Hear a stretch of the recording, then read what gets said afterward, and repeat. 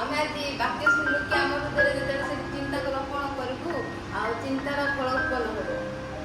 ଆଉ ଯିଏ ବାକ୍ୟର ଫଳକୁ ରୋପଣ କରିବେ, ବାକ୍ୟର ମଞ୍ଜିକୁ ରୋପଣ କରିବେ, ସେ ବାକ୍ୟର ଫଳ ଉତ୍ପନ୍ନ କରିବେ।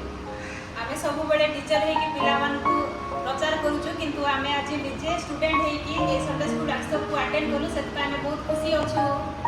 ଆଜି ଆମେ ପିଲାମାନଙ୍କ ପାଇଁ ବିଶ୍ୱାସ ପାଇଲୁ। ଆଜି ଆମେ ଆକ୍ସନ ସଙ୍ଗ ଶିଖିଲୁ ଆଉ ବହୁତ ମଜା କଲୁ।